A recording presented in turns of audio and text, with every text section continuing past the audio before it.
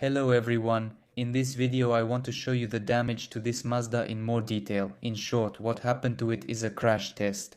I made this scale model myself out of clay and then I took it and smashed it. What, why and how? I explained all of that in the actual crash test video. So, if you haven't watched it yet, you can now click on the suggestion above and see how this clay car gets smashed. And the footage there was really spectacular.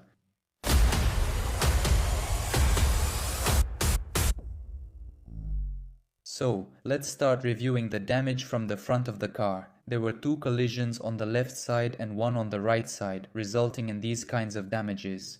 The lower part of the bumper came off during the collision, and there are dents and cracks in the paint on the bumper itself and on the modeling clay overall. This adds realism to the damage. The fenders also got bent a bit more, they were deformed as well. The hood itself of course also got bent and took on this curved shape, and you can see the thickness of the hood from the side, it's 1 mm.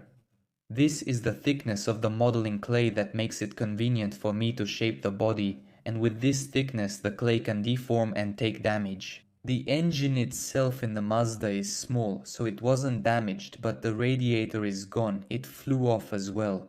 During the collision, continued. From the left side, I sent the car into a pole. It was a kind of side impact simulation, just like Academic does. There is damage, but it could have been much worse. The door bent in the middle, the sill was pushed out, and the door opened slightly, creating a gap. The roof pillar was also slightly dented at the top. It's very clear how severe the damage is compared to the car's original shape.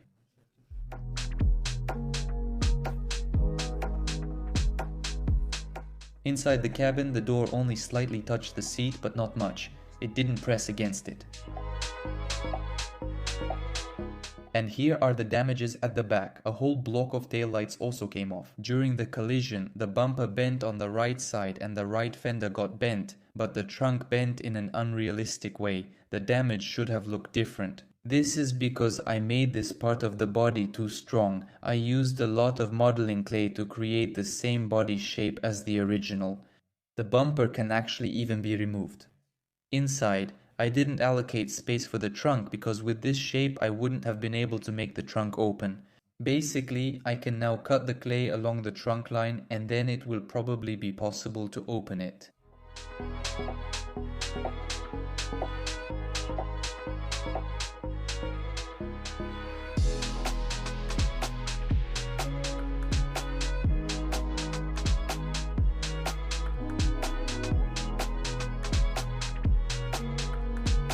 So, I cut all the way along the trunk opening line, but I still can't open it. The glass is stuck on too tightly. On the right side of the car, there were actually two collisions with a pole, right into the door and the fender. The door got bent more than on the other side, and it also opened a bit into the cabin. You can see that the door also hit the steering wheel, and it got badly bent on the side. The damage to the fender could have been worse, but it wasn't because the dashboard is right behind it, and to bend it you need to apply a lot of force since I didn't make it very thin, and the structure there is thick.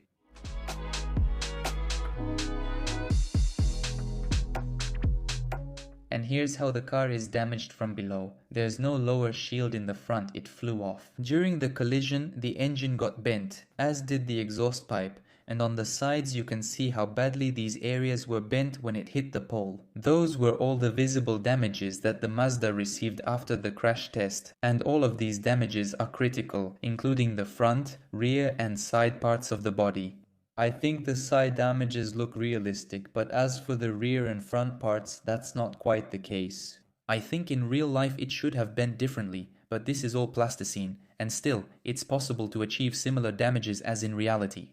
It's very interesting to examine car damages on a small scale, holding them in your own hands. It's a pity that you can't see this live. Through the camera, you can't experience everything. That's all I have for you. I hope you enjoyed this video and found it interesting to watch all of this. If that's the case, then please like the video to help promote it and my work, and of course subscribe to the channel if you're interested in my clay creations. Thank you all for watching. Goodbye everyone.